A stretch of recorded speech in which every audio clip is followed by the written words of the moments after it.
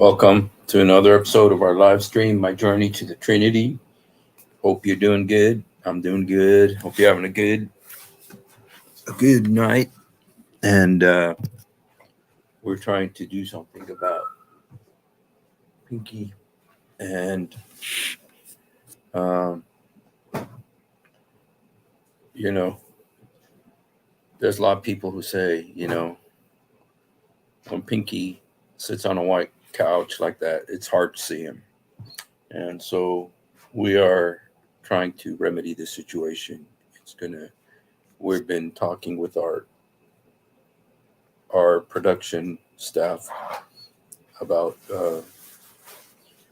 pinky visibility issues. So, um, hope you guys are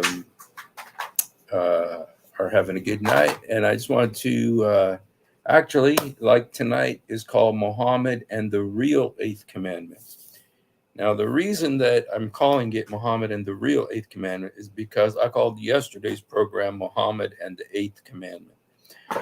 But in actuality, the commandment that I was talking about was not the eighth commandment, it was the ninth commandment. And so the ninth commandment is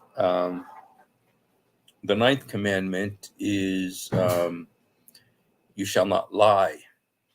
And so yesterday we were talking about lying in Islam and lying in relationship to Muhammad. We saw that, the Bible, so often it says about Muhammad, they say that Muhammad is the prophet like Moses from Deuteronomy chapter 18. But Moses said, you shall not lie.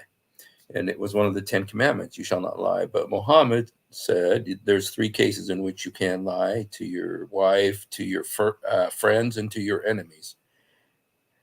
Who's left, I'm not sure, but you are allowed to lie to those 3 groups of people. In the hadith, it says that. In the Quran, it talks about Allah being a deceiver, and it actually says "Yakhda'u yakhda'un," and Allah is, it says Allah is deceiving them, and the word is not. The word is yikhda'. Yikhda' is a very powerful, very clear word in Arabic. Everybody knows what it means. It means to deceive. There's no question about it. I mean, I know they've played with the word makir, khair and makirin, the best of deceivers when it comes to Allah. They play with that and they change it into planner, plotter, and different things, because they don't want to admit that the word makr and the word makir means deceiver. So, but the word mukhadar, deceiver, using the word yikhda, that's a different situation altogether. That word, there's no question about it. It is absolutely watertight, 100% clear.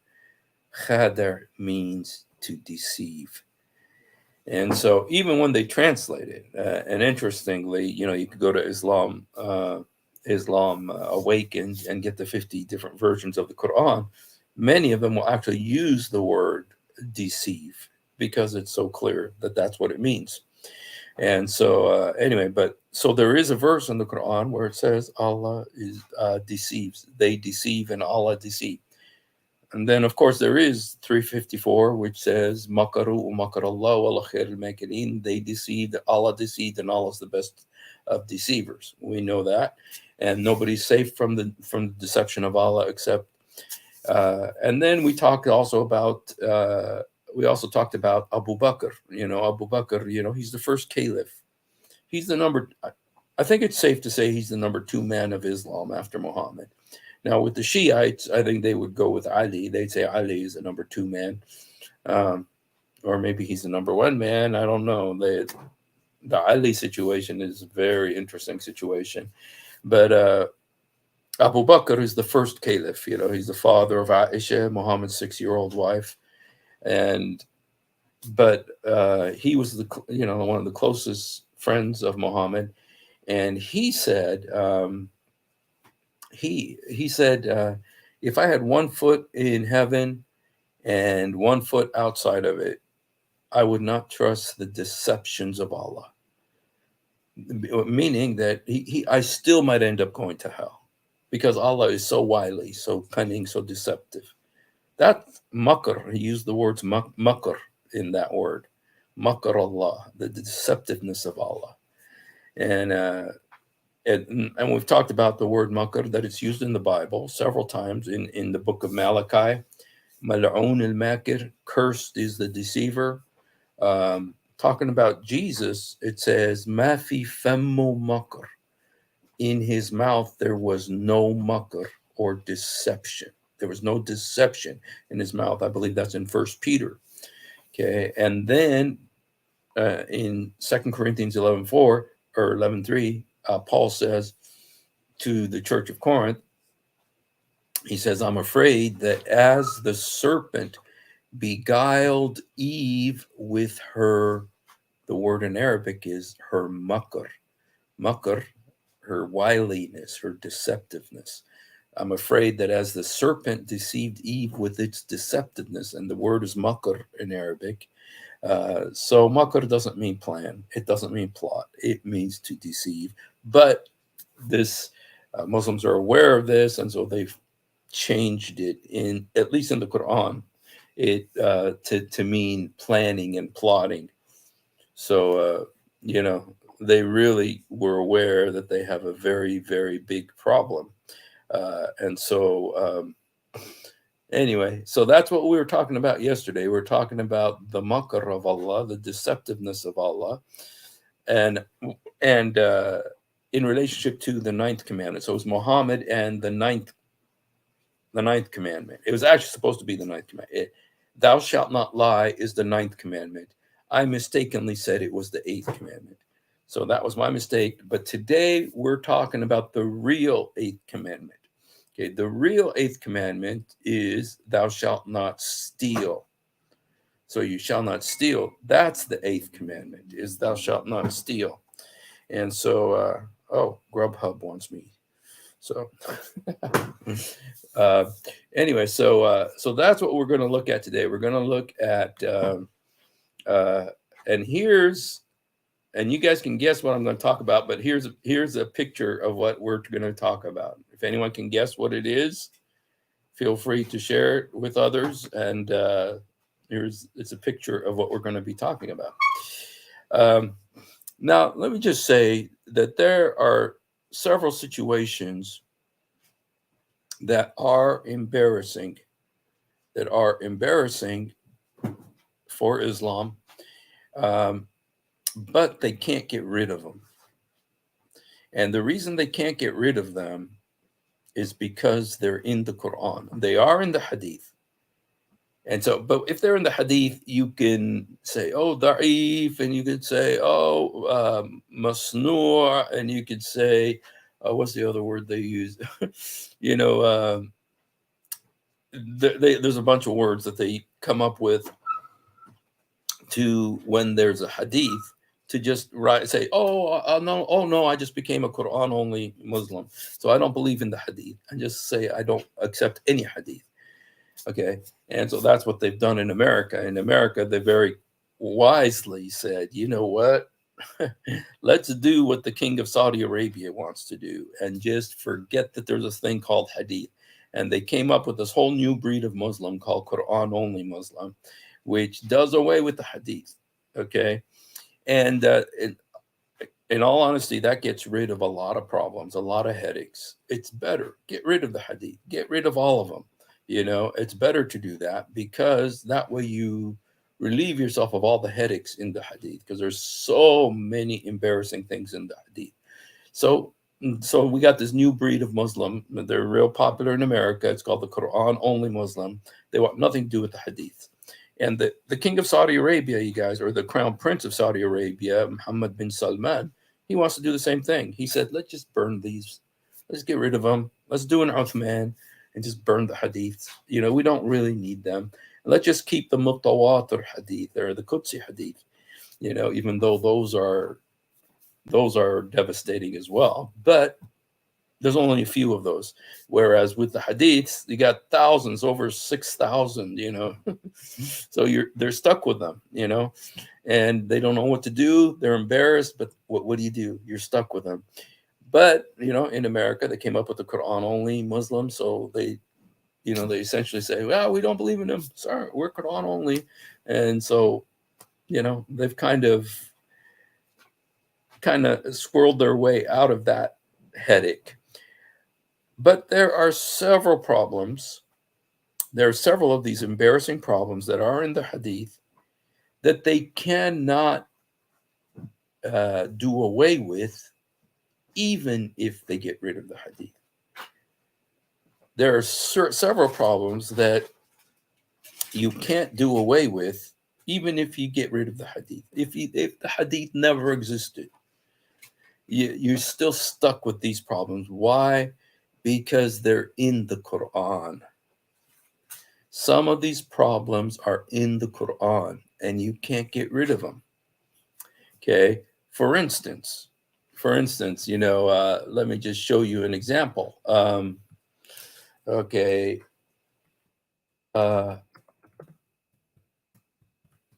This is one of my favorite example, and let me see if I can. Okay. Here it is. Let me show it to you. Okay. One of the most embarrassing. Now, this isn't what we're talking about today, but I'm using this kind of as a preface to what I'm going to be talking about, because what we're talking about today is one of these situations that even if you get rid of the hadith, you're stuck with this situation because it's in the Quran. So if you're a Quran only Muslim, you're still stuck with this. If you're Quran only, you said, "Oh, good, I don't have to deal with this." Nope, you have to deal with it because it's in the Quran. So, okay, but this isn't the situation we're going to talk about tonight, but this is one of them, and just to kind of show you this dilemma that Muslims have. That if you get rid of the hadith, you don't have to deal with these problems. Well, there are some problems you're stuck with even if you get rid of the hadith. Okay. And one of the most embarrassing stories in Islam is called the Satanic Verses. And that story, you guys have heard it 10 million times. And, I don't need to tell you guys, repeat it for you guys, but it is included in about 50 Islamic sources. It is in about 50 Islamic sources, including Ibn Ishaq, Ibn Hisham, in Tabari, in Sirah Nabawiyya, Sirah Damashq. It's all over the place. And these are trusted Islamic sources. They're not just like, some crazy guy came up with this. No, these are trusted ancient Islamic sources. Ibn Ishaq is the most trusted, the oldest biography of Muhammad's life. And it has the story of the Satanic Verses. And what happens in the Satanic Verses, and you've heard about it so many times, Muhammad wanted so badly to reach his Meccan countrymen because they didn't want to follow his religion. And so he was just desperate. Oh, Allah, give me something that's going to make them follow me. And while he was thinking that what the biographies say? It says Satan cast a word into Muhammad's mouth. Satan put words in Muhammad's mouth. It literally says that, you guys. Satan put words in Muhammad's mouth. And what were the words? It says Satan said, Muhammad said, "Have you seen Allat, Al-Uzza, Al-Manat, the third?" Okay, this is talking about the daughters of Allah, Allat, Al-Uzza, Al-Manat. And we're gonna come back to them in future episodes too, because I'm beginning I see a strong connection between them and the Greek goddesses. Al-Uzza in particular is believed to be Aphrodite, Venus, the goddess you know, of the famous statue of the goddess without arms. Well, it's not that she doesn't have arms. It's just that the statue, the most famous statue in the world of her, is without arms. You know, and so Venus de Milo is what it's called, Venus de Milo. So, but that was Al-Uzza, you know, one of the three daughters of Allah. And so anyway, so the Meccans used to worship these goddesses. They loved these goddesses, and Muhammad's family, Muhammad's family, if you go back, his predecessors, you know, great grandfathers and stuff, they were from the family of Abd al-Uzza, Abd al-Uzza. And why is that interesting? Because Abd al-Uzza is similar to, you know, Muhammad's father's name is Abdullah, the Abd of Allah, the slave of Allah. Abd al-Uzza is the slave of al-Uzza, the daughter of Allah. And that was the name of one of the forebears of Muhammad, one of his great grandfathers, and Abd al-Uzza. And there's also Abdullat, one of the a slave of one of the other goddesses, Allat al-Uzza al-Manat. But anyway, Muhammad was in Mecca with these guys, and he wanted so badly that they would become Muslims. And he was asking, "Oh God, give me something so that they will become Muslims." And then it says Satan put words in Muhammad's mouth, and the words were, "Have you considered Allat al-Uzza al-Manat, the three goddesses? Their intercession is to be desired. Shafa'athum tirghab." Shafa'athum tirghab in Arabic. Their intercession is to be desired. And when he did that, and then Muhammad bowed down to these goddesses, these three idols. He bowed down to them. And when he bowed down, all of the Meccans were so happy, all the pagans, and they said, "All right, Muhammad joined our team, and he's worshiping our gods now." And so they all bowed down. And then all the Muslims were watching, and they're saying, "What's going on here?" But because Muhammad bowed down, all the Muslims bowed down too. There's only one guy who didn't bow down because he was too old. Because he was too old, he says that he took a handful of dirt and put dirt on his forehead. He said because he was too old to bow down. So everybody bowed down and worshiped the goddesses because Muhammad did it. Okay. And then Muhammad is going home and he's all happy because all the Meccans have joined, are happy with him, and he's, you know, in cahoots with them. And then Jibreel comes to him and says, "Oh, Muhammad, what did you do? You know, what do you know what you did? You know, you're not supposed to, those words were not from me. They were not from Allah. You know, you spoke the words of Satan." And Muhammad was all bummed out, like, "Oh, no way, man. You know, shoot, you know, did I mess up like that?" You know, if you messed up like that in the Old Testament, you would be stoned for being a false prophet. You would have been stoned for being a false prophet if you made that mistake in the Bible. But Jibreel said to Muhammad, "Oh, it's okay." In fact, what he does, instead of Muhammad repenting and saying, "Look, I made a mistake," like David repented in Psalm 51, and instead of repenting and saying, "Look, I messed up and I worshiped the devil, and, you know, sorry guys," instead of doing that, what Allah does is he gives Muhammad, he brings all the other prophets that ever existed, he brings them down to his level. Instead of repenting and saying, "Dude, I messed up," what he does is he brings all the other prophets down to his level. And what does it say? You know, it says, "And we did not send before you any messenger except that when he spoke, Satan threw into his, you know, his desire, and Allah abolishes what Satan throws in, and Allah makes precise his verses." And so what it's saying is, it says that happened to everybody. It happened to Abraham, happened to Adam, happened to Moses, happened to Solomon, happened, you know, I don't even want to say what, you know, but they bring all the prophets down to this level that they all had Satan speak through them. But, you know, this is the way Muhammad fixed the problem, by bringing all the other prophets down to his level.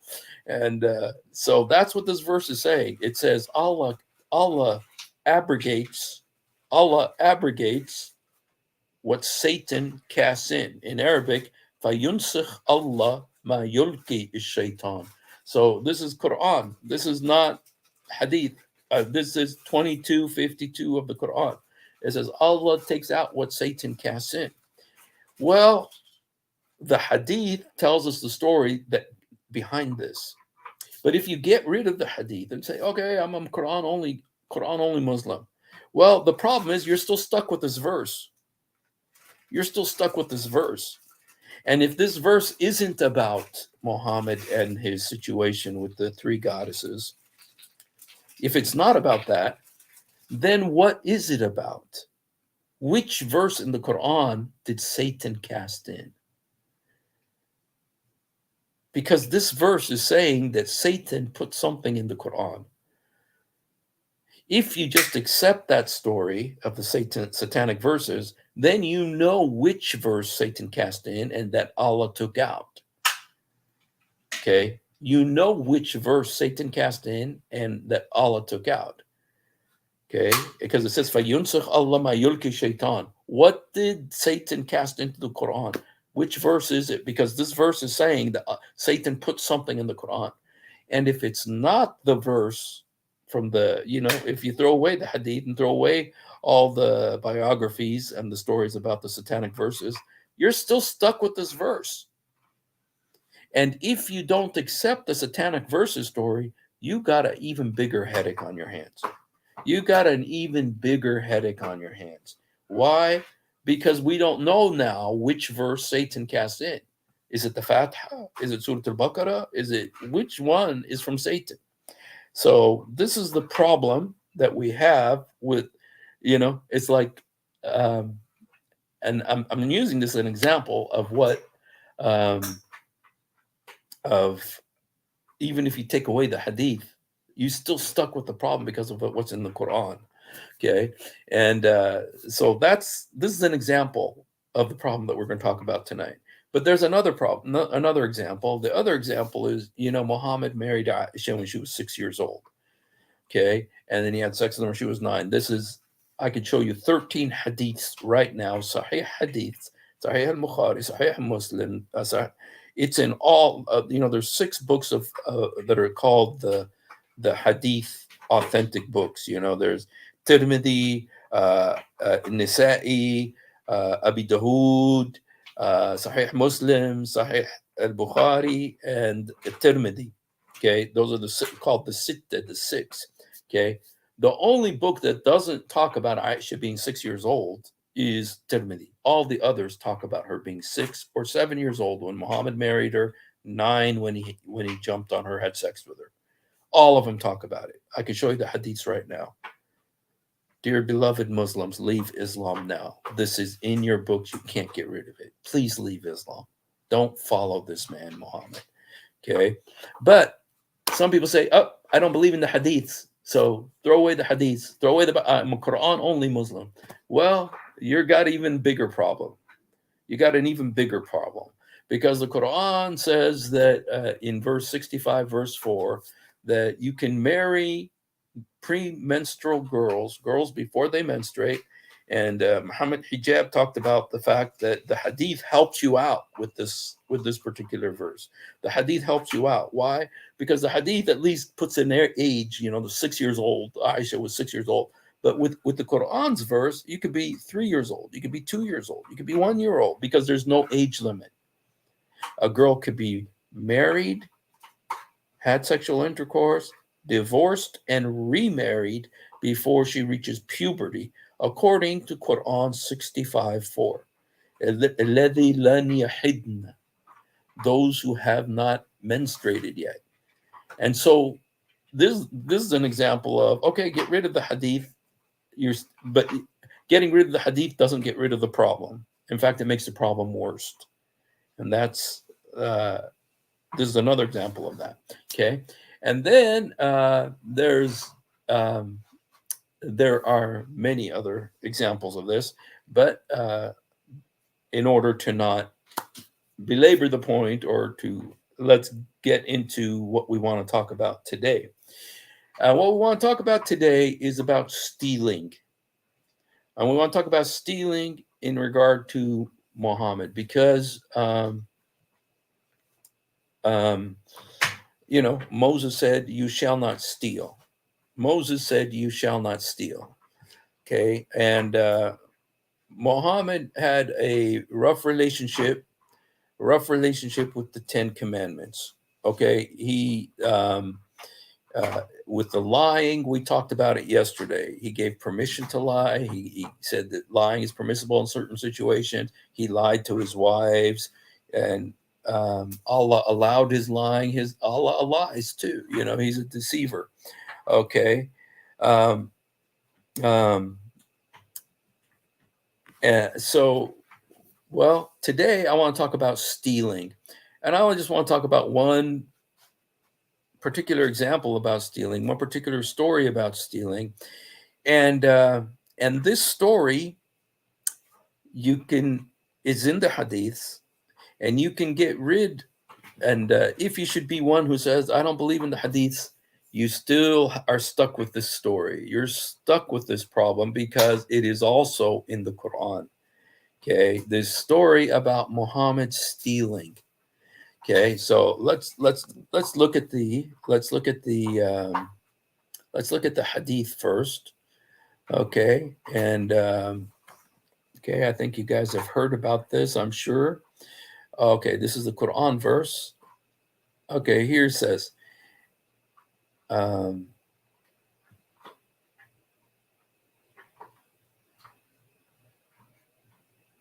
okay, and the verse, "No prophet could ever be false to his trust." Now, this is verse 3, 161 in the Quran, and we're going to look at it, was revealed about a red velvet, and it was found missing on the day of Badr. Okay, now the day of Badr is the battle of Badr. And some people said, perhaps the messenger of Allah, peace and prayers be upon him, has taken it. So Allah the Exalted sent down the verse, and no prophet could ever be false to his trust. To the end of this verse, Abu Dawood said, in the word yughallu, the letter ya has a short vowel a. Okay, this is Sahih Hadith. So what happened here is that there was a battle, the Battle of Badr, and then the soldiers wanted to go and get the booty, get the weapons, get the money, and of course, get the women, and all of the spoils of the war. And there was one particular cloth that they wanted to get, okay, and but it was missing, and people started saying Muhammad took it. People started saying Muhammad stole it, and so let's look at the Quran verse that goes with this. Okay. Here's the Quran verse. It says, "It's not appropriate for a prophet to illegally withhold spoils of war, and whoever does so, it will be held against them on the day of judgment, and every soul will be paid in full for what it has done, and none will be wronged. ما كان للنبي إن يغل ومن يغلل يأتي بما غل يوم القيامة." It's not for a prophet to withhold or to take, and whoever takes will come on judgment day with whatever he took. Okay, so that's what it's saying. And so we have this verse. Well, what does this mean? What is the meaning of this verse? This verse is in the Quran. Okay, so you can't get rid of it.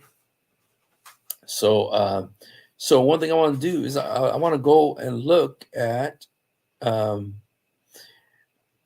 let's go look at what some of the commentators of the Quran commentators and see what they have to say about this verse. Okay.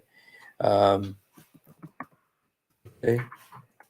I could, let's start with El Maududi, just because I already read what Al Maududi said about this, and I think that the thing about Al Maududi, like I said a couple other times, he's a little bit more modern than some of the older ones. So let me go ahead. Okay, here's 161. Okay. Okay. This is what El Maududi says, and I'm going to go ahead and put it up here on the screen so you guys can all see it. Okay. This is the answer to the suspicion of the archers about the honesty of Muhammad in regard to the dividing of the spoils. When they saw their companions plunder the enemy, the archers feared that some former would get the whole of the spoil and they would be deprived of it at the time of division, just because they had not taken part in the plunder. That is why they spontaneously deserted their posts. When later on they put forward some lame excuses that were not accepted, the prophet said, "The real thing is that you do not trust in me. You suspected that I would deal dishonestly with you and would not give you your due share." In this verse, Allah has taken them to task for cherishing such a wrong idea about the holy prophet, by putting searching questions as if to say, how is it that you suspected that your interests were not safe in the hands of the prophet of Allah? Can you ever expect? Okay. And this is really very kind. This is very kind. Okay, I want to read to you another one. Uh, um, I want to read to you another one about what El Maududi said. Um, let's actually go back. I want to read also about Ibn Kathir, what he says about this. Okay, 3. Because essentially what was happening is that the companions were saying that Muhammad stole it. Okay, well, it's not here. Surprise, surprise. It's not in Ibn Kathir. That's no surprise there. Okay, let's see if Jalalain says anything about it. And sometimes I think it's not that it's not there; it's that the translators, when they translate to English, they just removed it because they don't want to translate it. Okay, so this is Al Jalalain. What Al Jalalain says. Okay, when some red velvet cloth went missing on the day of Badr, and some people began to say, perhaps the Prophet took it. And the following was revealed. It's not for a prophet to be fraudulent. Okay. In يغل, a variant reading has the passive in يغل, meaning to attribute ghulul or fraud to him. So when it says it's not for the prophet to be fraudulent, whoever is fraudulent will come on the day of judgment with whatever he has defrauded. Okay, or to be treacherous with regard to the spoils. So do not presume this of him. Whoever defrauds will bring what he has defrauded on the day of judgment, carrying it around his neck. And every soul, the fraudulent and otherwise, shall be paid in full the requital of what it has earned. Okay, so here we're actually getting to the red velvet cloth, and it's interesting. It's interesting that this red velvet cloth, uh, Muhammad was so taken by it and that he took it. Okay, let's see what Ibn Abbas says about this. Okay, and okay, 161. Ibn Abbas is Muhammad's cousin, so it's interesting always to see what he has to say. Then Allah mentioned their surmise of the prophet. Okay, surmise meaning their doubts about the prophet, that he was not going to divide the booty among them. And because of this, they left their position, saying, it is not for the prophet, it's not permissible for any prophet to cheat the community regarding booty. It is also possible that the meaning is, it is not permissible for a community to deceive its prophet. Whoever deceiveth in regards to the booty will bring his deceit with him, carried around his neck. And so, okay, it doesn't specifically here mention the. It doesn't mention the red velvet. Okay, let's look. Let's go down and see another very important source, which is Asbab and Nuzul, the reason for the verses. You know, it tells you why the verse is here. Okay, 161. Oops. Okay, it's here, fortunately. Okay. Kind of bummed out that Ibn Kathir doesn't say anything about it. Okay. This is Al-Wahidi, Asbab al-Nuzul. It is not for any prophet to embezzle. The word is embezzle. Yaghil. In the Arabic, it's yaghil. Here, he translated embezzle. In Jalalain, translated to defraud. Okay. And Muhammad, okay.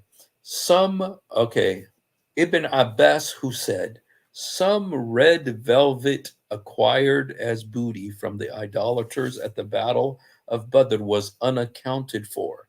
And some people said, perhaps it is the Prophet, Allah bless him and give him peace, who stole it. It doesn't say stole, it says who took it. Okay. You guys, you can't make this up. Okay. Look at what it says. Okay. Some of the people says perhaps it is the Prophet, Allah bless him and give him peace, who took it. You know, and one thing that this makes me think of, you guys, is a piece of red cloth. And you guys, I know what Christian Prince says about this red cloth. And so I'll just go ahead and tell you what Christian Prince says it was. He says it was a red panty. You know, it was a red panty, a red velvet panty.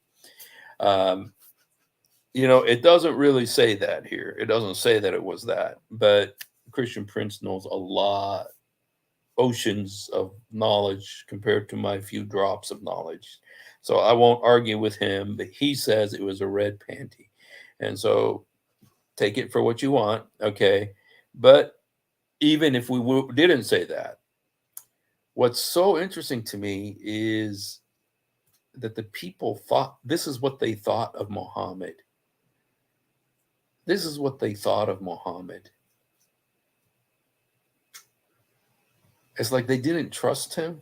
I mean, they're going to war to die for this guy, fighting his battles, and this is what they think of him, that he's a thief. They think, and why did they think he's a thief? Why did they think he's a thief? Why did they think Muhammad was a thief? Was it because of the caravan robberies? Was it because Muhammad said, I was commanded to fight the people until they say Muhammad is the messenger? And those who say that spare their lives and possessions from me? أمرت أن أقاتل الناس حتى يشهدون لا إله إلا الله والذي يعملوا. What's the word in Arabic? There's a particular word in Arabic that it says there, whoever does this saves his life and possession, his blood and money from me.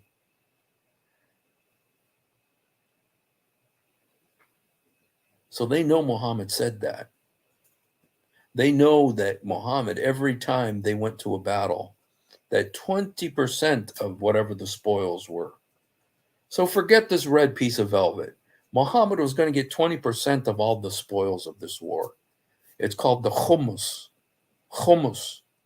Khummus comes from the Arabic word khamsa. Khamsa means 5 in Arabic. Khummus means a fifth. A fifth of all the booty was supposed to go to Allah and his messenger. I wonder what Allah did with that. But anyway, Muhammad got it. And so he was going to get a fifth regardless. And he also wanted this red velvet cloth. And the people thought Muhammad was a thief. And we're not just talking any people. It says and some people said perhaps it is the prophet who took it. And you got to consider, you guys, okay, let's get rid of the hadith. Let's get rid of the hadith and say, okay, the hadith is all wrong. But you guys, get rid of the commentary, get rid of the tafsir, get rid of the seerah, get rid of all of it. The problem that you have is that this is in the Quran. The problem you have is that Allah came to his defense. It would have been better if he didn't, because it would have been forgotten. Nobody would have cared about this if there was no Quran verse, but there's a Quran verse about it. And the Quran verse is defending Muhammad against this accusation, and to where they're stuck with this. But what blows your mind is this is what they thought of Muhammad. This is what the people thought of Muhammad. Now, some people are going to say, well, look what they said about Jesus. They said that he was, a blasphemer, that Beelzebub and all this stuff, when Jesus was doing all the miracles. Okay. But that was because they were blasphemers and they were rejecting his message and rejecting the work and his words, not because he did anything wrong. But here, they're saying Muhammad was a thief. They're saying Muhammad stole something. And the people around him, this is his friends, his companions. And you guys, these are the soldiers who were risking their lives for him. The archers. Who are the archers? Those are the guys front lines in battle. The archers are, those were like the main weapons that they had in those days was the archers. It'd be like the tank battalion, today. And these archers are, among the most,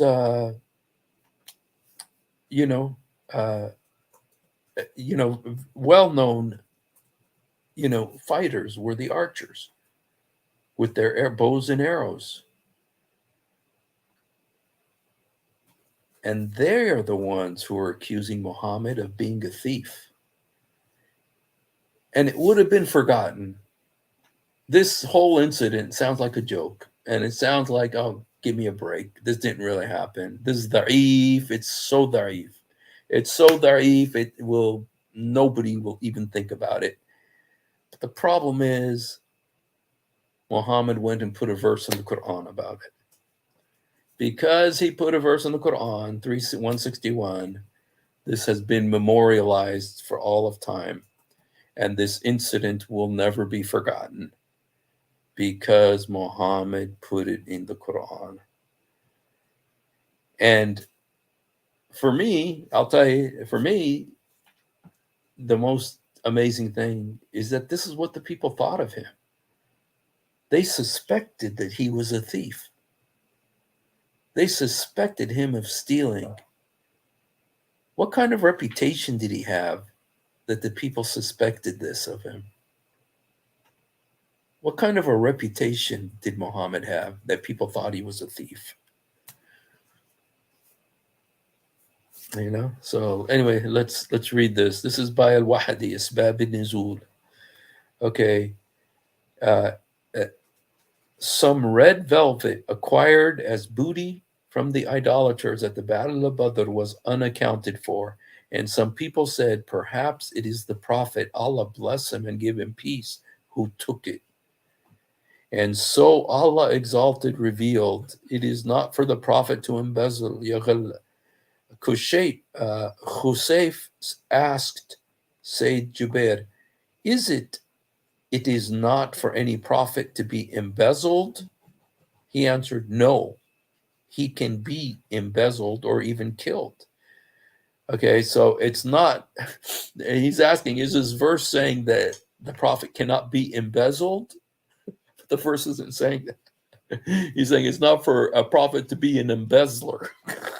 That's okay. Ibn Abbas, who used to object against anyone who read, "It is not for any prophet to be embezzled," and used to say, "How could he not be embezzled when he used to be killed?" Allah exalted said, "And slew the prophets wrongfully." Rather, the hypocrites accused the prophet. Hypocrites, they were the people who were fighting for him. These were his fighting, his archers. It wasn't the hypocrites, it was the followers, the ones who were risking their lives for him. Allah bless him and give him peace, of taking to himself some of the booty. You guys just think about it. He's going to get 20% of the booty anyway. What does he want with this red piece of cloth? And the messenger of Allah bless him and give him peace, sent some men in a reconnaissance patrol, and he acquired some booty, which he distributed on people while denying those who went in that reconnaissance patrol. Okay. When the latter came, they said, "He has distributed the booty without apportioning anything for us," as a result of which this verse was revealed, which was read by El-Dahak. Okay. And the messenger of Allah, give him peace, got possession of the booties of Hawazin and the battle of Hunayn. One man cheated him by holding back a needle. And so Allah exalted as he revealed the verse. And Al-Qatada said, it was revealed when groups from amongst his companions cheated. It was revealed that the marksmen left all their positions on a day because of Uhud, because of the booty. We fear the messenger of Allah, Allah give him peace, would say, "Whoever takes anything, it belongs to him, and does not divide the booty," as he did at the Battle of Badr. So there was a big thing. All these guys were greedy, man. And they were so concerned that they weren't going to get their portion of the spoils. But you guys, this raises another question. You guys. They say that the Muhammad stole it. And Allah, why did a verse have to come down? Why couldn't this be forgotten? Maybe, perhaps because according to Muhammad's own standards, whoever steals something is supposed to have his hand cut off. And if you look at the hadith, you can have your hand cut off for stealing an egg. You can have your hand cut off for stealing an egg. And so was Muhammad scared that if this accusation stuck, that if this accusation stuck, that they would cut his hand off? This reminds me of another situation, because the Quran used to say that you're supposed to stone adulterers. But when Muhammad died, Aisha's little lamb ate the verse that says you're supposed to stone adulterers. So the Quran doesn't say to stone adulterers anymore. The hadith does, and they do stone adulterers, but it's not in the Quran. And this seems similar, that Muhammad seemed like he was about to get judged by his own Sharia law. And by having this verse that Allah supposedly sent down, this rescued Muhammad from being judged the way he judged others.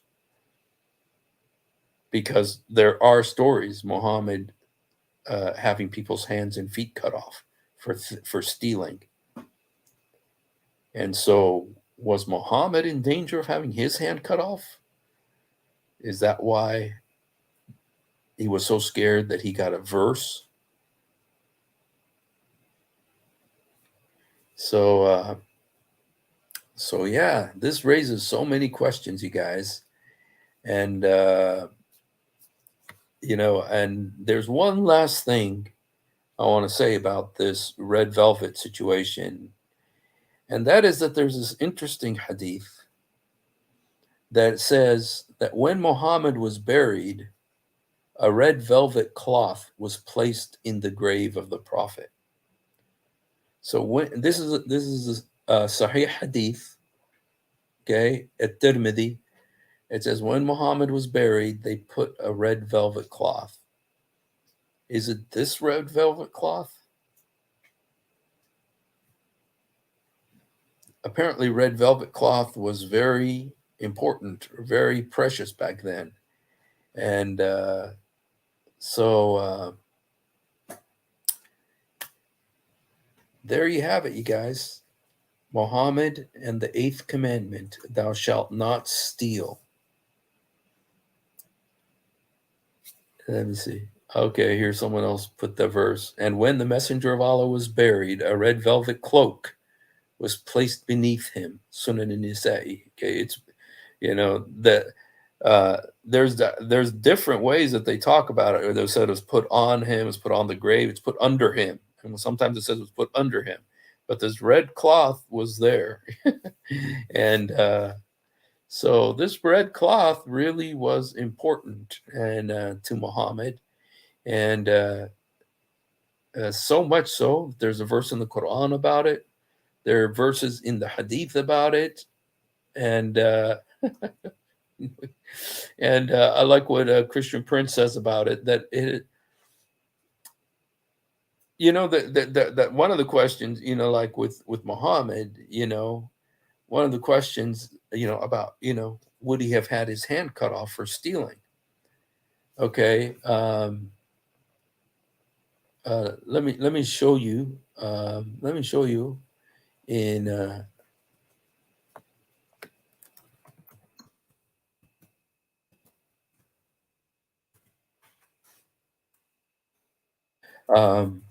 If you see here in Sunan ibn Majah, it says, "May Allah curse the thief. He steals an egg and his hand is cut off. And he steals a rope and his hand is cut off." Okay, this is Muhammad said. Allah's apostle said, Allah curses the thief who steals an egg or a helmet for which his hand is to be cut off. Muhammad said this. What? A helmet, like a helmet. From egg to a helmet. Do you know what CP says? Yeah. If somebody steals an egg, that means that person is hungry. Yeah. You cut the hand, then. Yeah, I want to show you a verse in the Bible.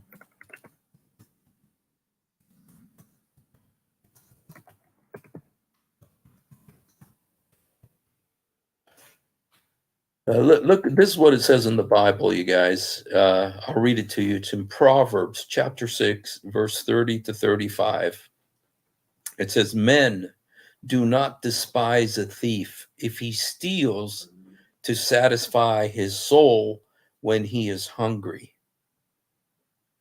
But if he is found, he shall restore sevenfold. He shall give all the substance of his house." This is what the Bible says. It doesn't say cut his hand off. It says he's going to restore what he stole. Now that sounds like justice. Doesn't that sound like justice? He shall restore sevenfold. So if he stole $1, he's got to pay back $7. But you don't cut off his hand. Or for an egg. Muhammad, for an egg, wanted to cut off a man's hand. Well, what would have happened to Muhammad for stealing red velvet that was so important that he put it in his casket? Red velvet must have been worth a lot more than an egg. And Muhammad, over and over, let me just, I just want to show it to you guys, just so that you don't say that I'm making this up. Let me just show it to you so you don't say that I'm making it up.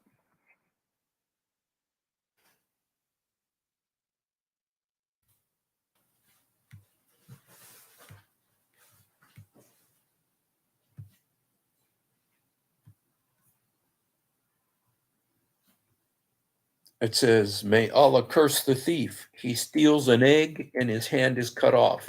And he steals a rope and his hand is cut off." This is a Sahih Hadith, Sunan ibn Majah. Okay, in Arabic, "La'an Allah Sadiq, Yasrik البيضة. بيضة means egg. فتقطع يده ويسرق الحبل, the rope. فتقطع يده. So Muhammad said this, you guys. Abu Huraira, it says, Allah's apostle said, Allah cursed the thief who steals an egg or a helmet for which his hand is to be cut off, or steals a rope for which his hand is to be cut off. Sahih al-Bukhari. لعن الله السارق يسرق البيضة فتقطع يده ويسرق الحبل فتقطع يده. Okay, here's Sahih Muslim. Let there be the curse of Allah upon the thief who steals an egg and his hand is cut off, and he steals a rope and his hand is cut off. Muhammad said all this stuff, and then he stole a red piece of cloth. And a verse had to come down, possibly to spare his hand, because what if they did to him what he did to others? Okay, it says here, لعن الله السارق يسرق البيضة فتقطع يده ويسرق الحبل فتقطع يده. قال العمش كانوا يرون إنه بيض الحديد. الحبل كانوا يرون إنه منها ما يسوي دراهم. Okay, so what it's saying is that that an egg might have been a steel egg, hadid, an iron egg. I'm not sure how that. I'm not sure exactly how he gets that. But look here, this is in Sunan Nisa'i again. A messenger of Allah says, Allah curses the thief who steals an egg and his hand is cut off, and who steals a rope and his hand is cut off. Okay, this one is Sunnah.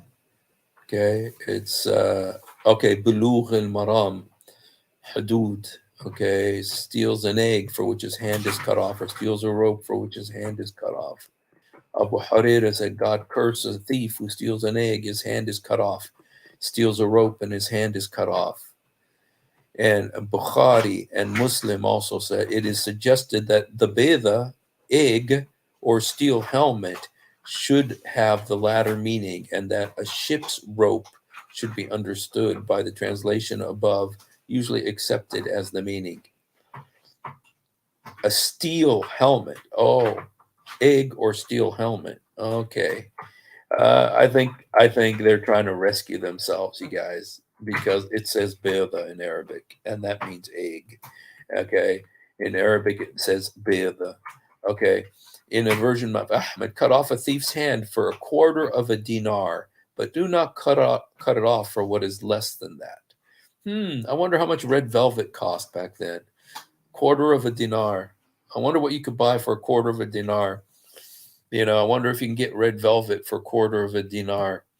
By the way, they still use dinar, and we used to, I think Jordan's money is called dinar. Dinar. And I remember when I lived in the Middle East when I was a kid that we used to use dinars, you know, and so, but of course, I don't think it's the same as this. This would have been Saudi money. But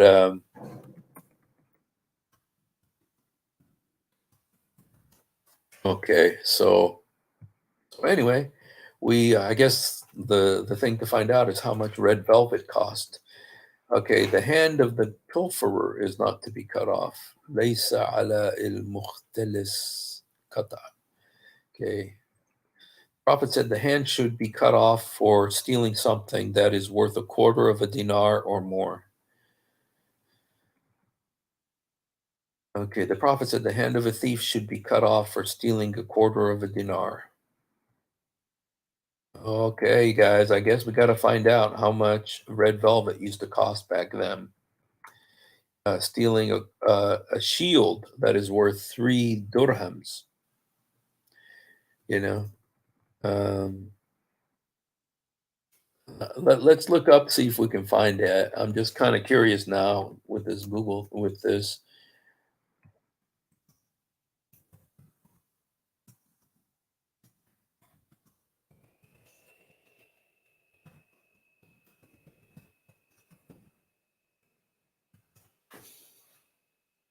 Okay, how much was a dinar worth in the time of Muhammad? Okay, okay, it was worth about $234 to $256. It's based on the price of gold, not some made up currency that deals with inflation. So I guess the moral is don't steal.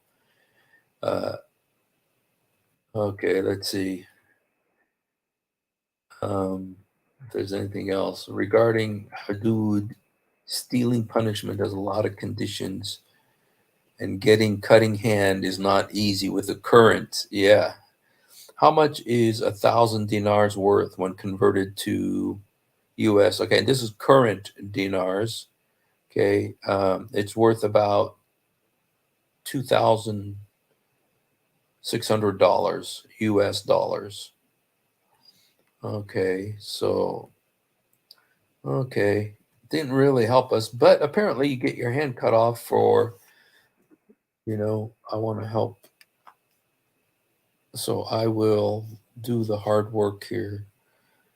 Um, how much is your hand worth to Mohammed if you steal an egg? How much is your hand worth to Mohammed?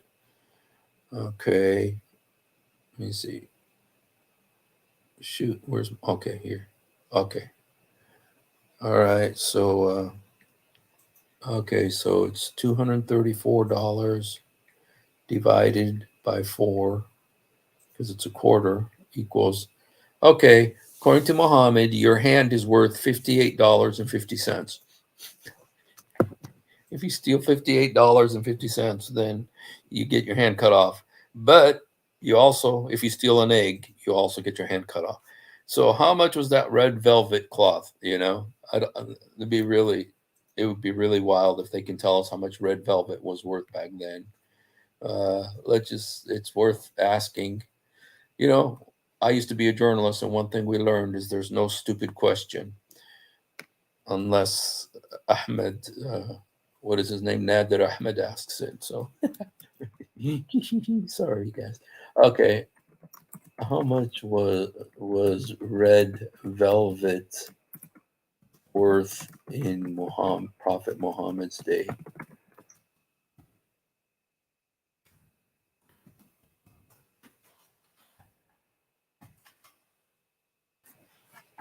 Okay,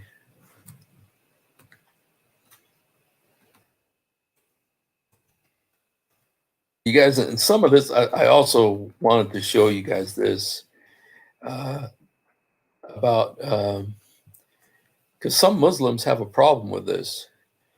And this is a Muslim website. It says, why did the Muslims accuse Muhammad of stealing velvet cloth from their loot, according to the Quran?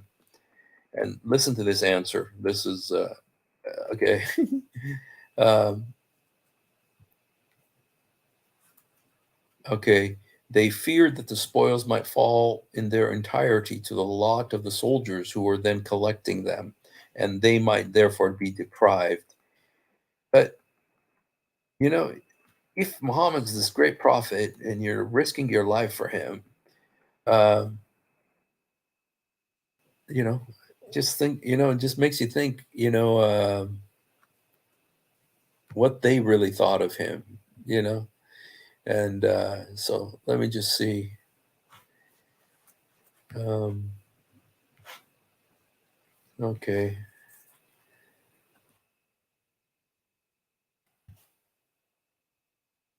Reddit ex-Muslim. Okay, Muhammad had no qualms about punishing his minions who had stolen from his stash of already stolen goods. He took to the extremes in cases where he even somebody dying in the cause of Islam couldn't temper his grudge against a person who had once stolen something from his stash. He would condemn them to be burned in hell, and the item stolen and refuted. Okay, so Muhammad. Okay, but when he took this red velvet cloth, you know, his, you know, What was his punishment? So, oh, hey, how are you, church in Morocco? I'm sure you know about this story, church in Morocco. If you'd like to come on and maybe help us, if you have any insight into this situation about Muhammad stealing the red cloth and why the Quran, it's in the Quran that Allah had to come to his defense. Why, uh, why Allah had to come to his defense and put a verse in the Quran to defend Muhammad. Church in Morocco, I put the link there if you'd like to come on and if you have any insight into this. I don't know if we had any Muslims here today. Was stealing his son's wife. Reformed theology brings up another point, interesting point. He had no qualms stealing his son's wife or stealing stories from others. Yes, well,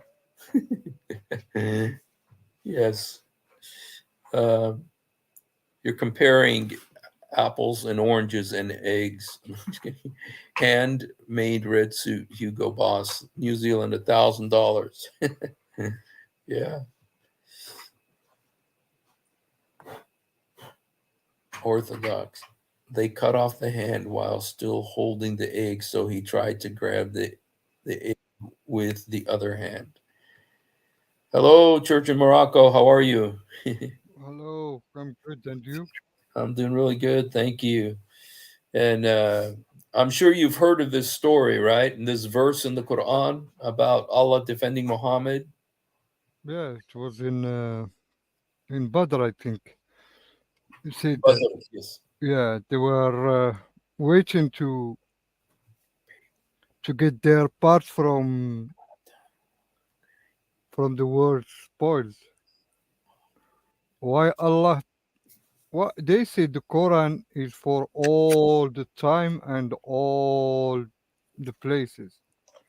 So the question, what Muslims are gonna benefit from this story now? Mm. You know what? If you were to ask me that question, I would say the benefit is that Muslims will see that Muhammad stole and that the people suspected Muhammad of stealing. And there's another thing too. Why didn't Allah say who did steal it? Why didn't Allah say who stole it? I mean, Allah knows everything. Why didn't Yeah, he say it was Ibn Abbas who stole it, or it was Musaylama who stole it, the kadhab, the liar? Why didn't Allah I mean, doesn't Allah know who stole it? this is the story that Muhammad was known by his honesty and he was a trustworthy. That's what Muslims they told you. A Sadiq Yes, al Amin. Muhammad is a Sadiq al Amin. Is the yes, trustworthy, the honest. So how the come? true and faithful. Yeah, Yeah. So how come his soldier, people that was with him in the battle, they were accusing him of stealing? of stealing. Imagine, imagine now a military soldiers, they are accusing Mhm. their commander of stealing something. Yeah. What's gonna happen to that commander? Wow. And why? What's the big deal about red velvet? Why do you think it was such a big deal that he wanted red velvet? Why? It's the red velvet in Arabic. It's a cloth. It's Mm-hmm. made from silk and cottons, harir Mm-hmm. or cotton. Mm-hmm. So I bet it was a woman dress, and he want to take it with him. I don't know. Wow. and this is, you ask why Allah need to to reveal a verse about this situation if it wasn't big, because the people they were talking about it, they make a big deal about it that Muhammad stole that red velvet. So wasn't something like you can pass on or something that is normal. No, it was a big deal for them because how can they trust someone who stole a velvet? We say من يسرق بيضة يسرق بقرة. Hmm. Whoever steals an egg steals a cow. Yeah. So people they were afraid that he's gonna steal from them because Hmm. there was the agreement with them Hmm. that they will take some of the spoils. So Allah have like uh, fifth of The hummus, yeah, the خم fifth. قل الأنفال لله وللرسول. I Yeah, don't know what Allah was gonna do with it, but so it's their part, it's their right. So why Muhammad took it without and he was also accused that he gave some of these spoils. He wasn't fair with people. you're right. So he wasn't fair with people. So Muhammad, it just this story just destroyed the honesty of Muhammad. Yeah, That is honest. yeah, and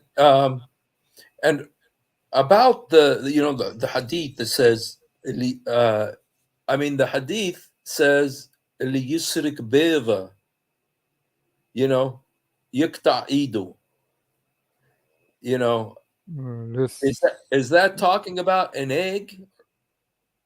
yeah, Baida, yeah, egg. So it's not just about something else, because they were saying that it could be like an iron helmet or something like that. Baida is Baida. It's an Yeah, egg. it's an egg, الحبل هو حبل. a rope. Yeah, Yeah. It's yeah. like beda in Arabic mean a small thing. It's the smallest thing you can steal. That's why we say in Arabic, من يسرق بيضة يسرق بقرة. Okay, So it's like the least thing you can steal. okay. Let me just say for everybody who doesn't speak Arabic Mhm. that you've learned an Arabic folk saying: "If you can steal an egg, you can steal a cow." So that's how they say it. So the egg being the smallest thing, but whoever is capable of stealing an egg is also capable of stealing a cow. So what if somebody's capable of stealing red velvet? What else is he capable of stealing? So The clothes of Kaaba.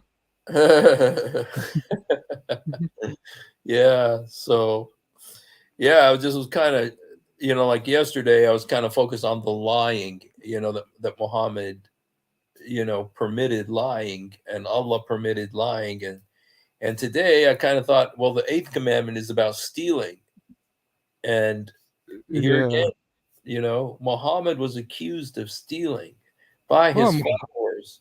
Muhammad broke all the Ten Commandments, not Yeah, just the eight. It's all of them. yes, yeah. I'm thinking we may continue doing every night, you know, Muhammad and the second commandment, Muhammad and the fourth commandment, and Yeah, that will be great.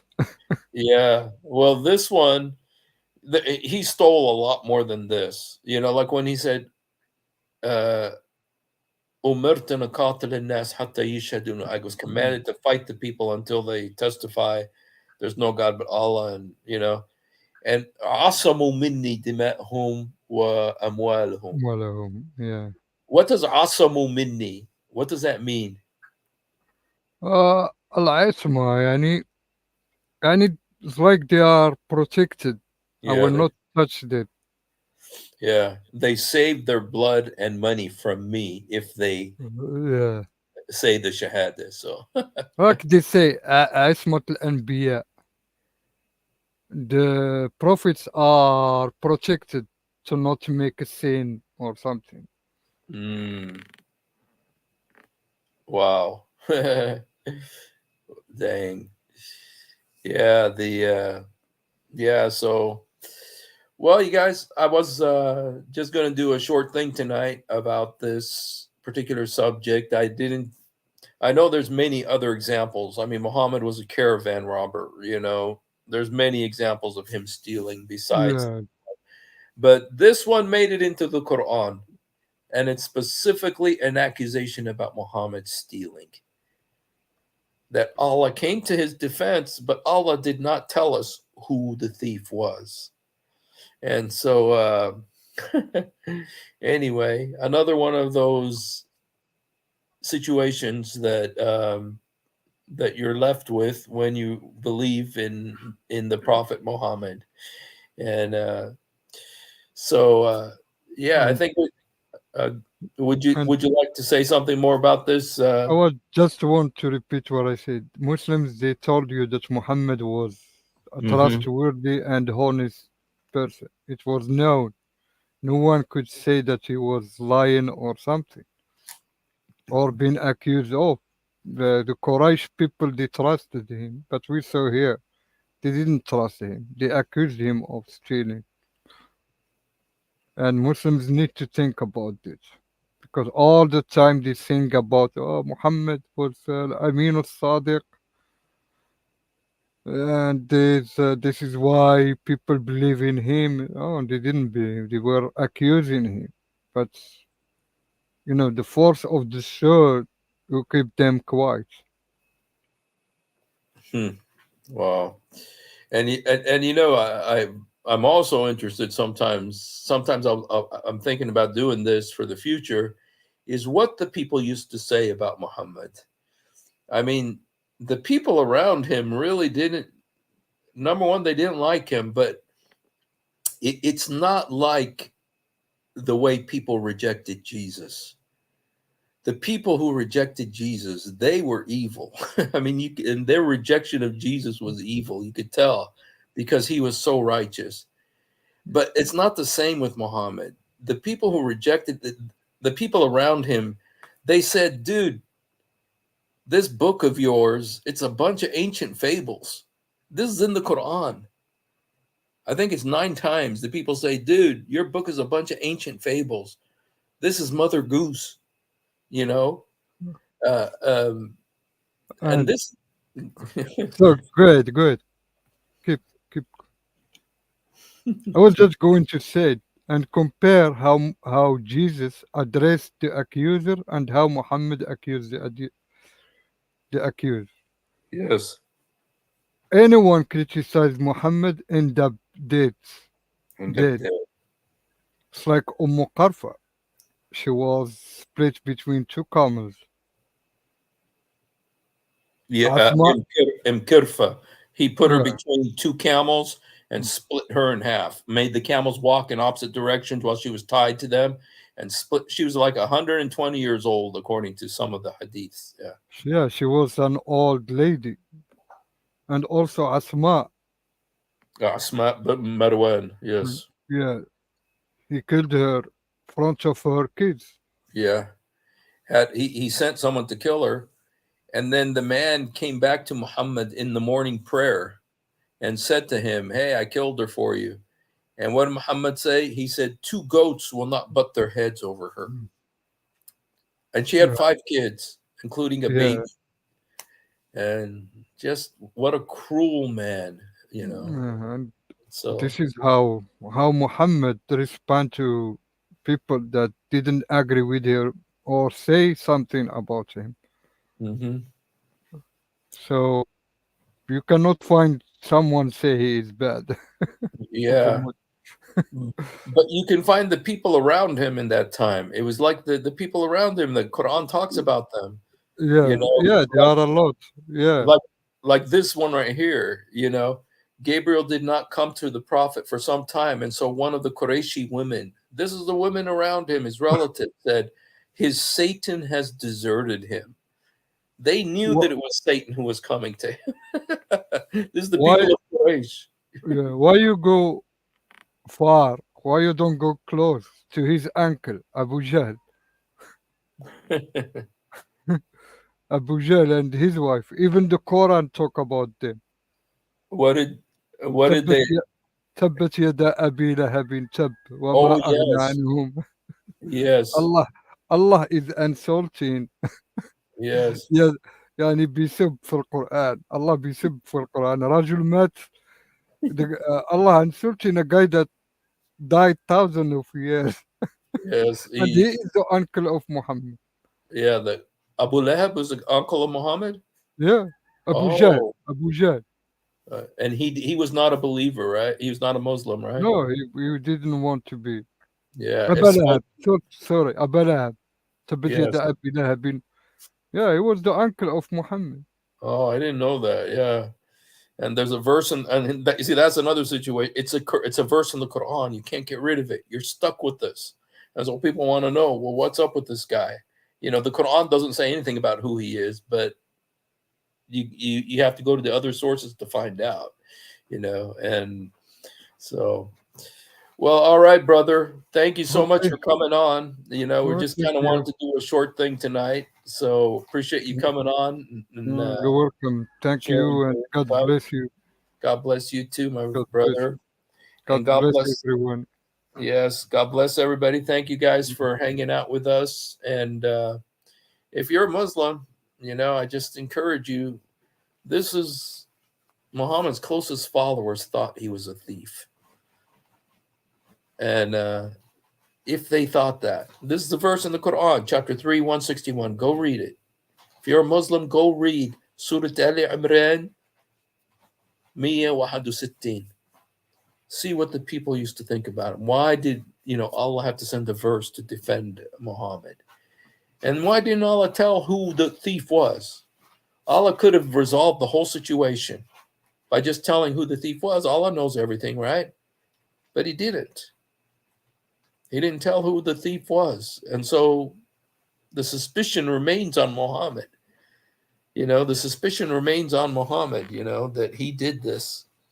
And so, all right, you guys. Well, thank you for hanging out with us. And so if you haven't done it, please do it now. Jesus, help me. Jesus, forgive me. Jesus, come into my heart. Jesus, help me. Jesus, forgive me. Jesus, come into my heart. يسوع ساعدني. يسوع سامحني. يسوع ادخل قلبي. He loves you. We love you. Thank you guys for hanging out with us. Have a blessed day or night, whatever time it is over there where you are. And we'll look forward to seeing you tomorrow. Hopefully, maybe we'll get to the 7th commandment tomorrow. So.